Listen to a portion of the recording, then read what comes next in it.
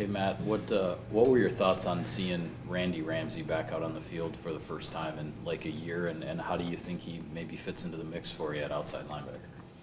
Yeah, no, it's always good when you get somebody that's coming off that long of I guess, missing time. So, and he's one of the guys that is going to be in competition. Right now, it's pretty clear cut who our 1 and 2 are, but as far as 3 through 5, I think it's anybody's guess. It's going to be how these guys develop and produce when given their opportunities.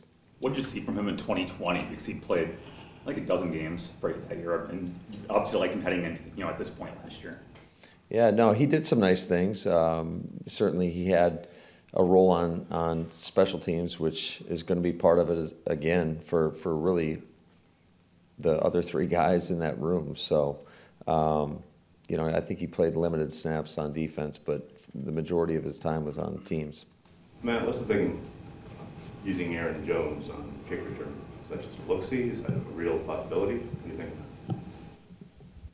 Wouldn't you like to know? I would.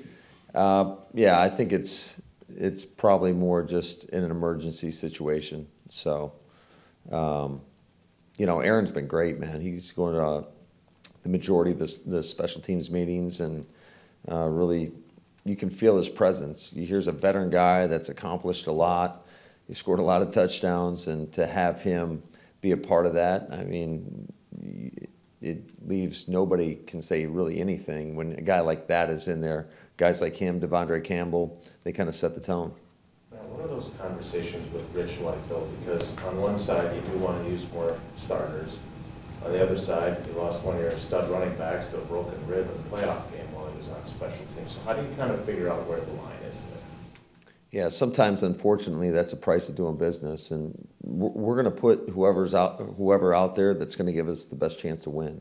And it's going to be pretty fluid, I would say, throughout the course of the preseason. But ultimately, yeah, we're going to have to develop some guys and get guys ready to go. And but I don't know if you guys can feel it, but there certainly is a purpose and intensity out there when we go to those periods. That Amari was saying how different he feels now. He's kind of shed weight. He's done a little different things with his body. Is that at all noticeable to you, what you've seen, obviously, earlier? Yeah, no, Amari's in much better shape. And again, it's going to be how fast he can continue to improve on a daily basis. And he's done some nice things. But we're 3 days into this sucker, so there's still a long time in front of us. And but I am excited about what he could potentially become. Matt, what was that conversation like with Rico this offseason when you guys make that switch to put him back at corner? And just what do you think you guys might have there, with him?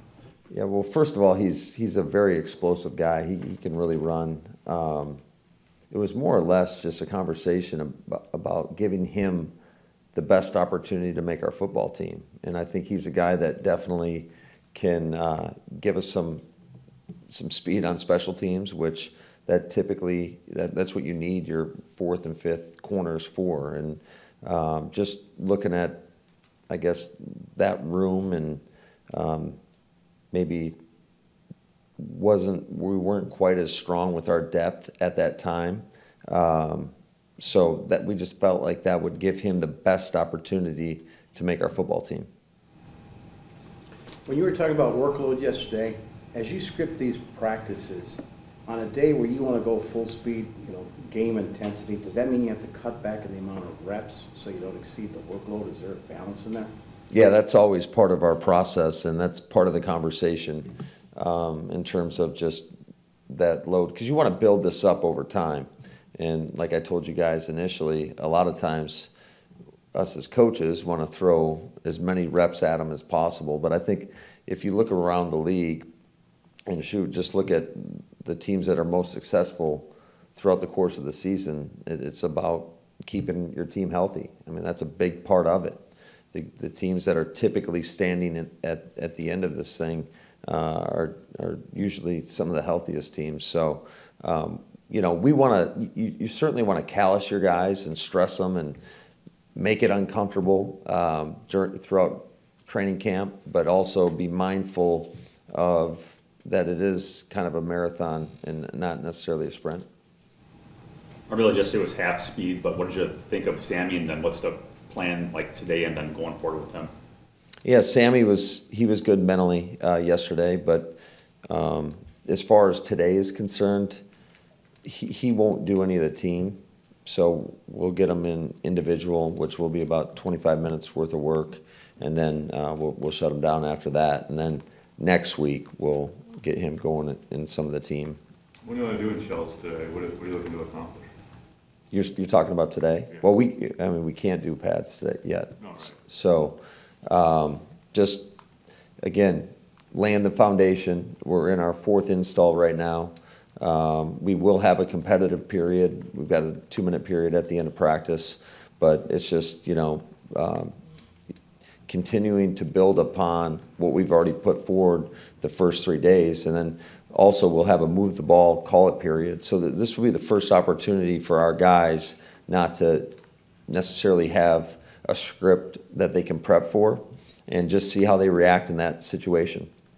It seemed like Keyshawn Nixon was kind of teaching some of the kick returners what to do. How helpful is it as a coach to have guys who could be an extension of Rich's system that have been with him before? Yeah, anybody that has experience, that definitely is an added benefit. Levitt is the same thing. Rico was with the Raiders. So, and then you look at, Spurlock and Byron, 2 guys that have played in Rich's system. So I definitely think that's an added benefit because they know what the standard is. They know what the expectations are. They know it's not the first time that they've heard these terms on how we call certain schemes. So they can definitely help out the other guys. And, I think that's part of being a player-led team is you want your players to help teach the other guys around. And I think that those teams are typically the most powerful teams. 2 more, please. Hey, Matt, how did the attendance level of OTAs kind of influence how you wanted to go about these first 4 days of practice with installs? Did you have to do things a little bit differently than you might have otherwise, or no? Yeah, no, I don't think so. I mean, certainly you always want everybody here, and that obviously wasn't the case. But I feel like, we've done a pretty decent job of getting those guys up to speed to this point. And again, there's still, I know on offense there's another 4 more installs after today. Defensively, I think there's another 3 more installs. I know that we've got a lot more to stress on our defense, but I feel like up to this point our guys have done a pretty good job.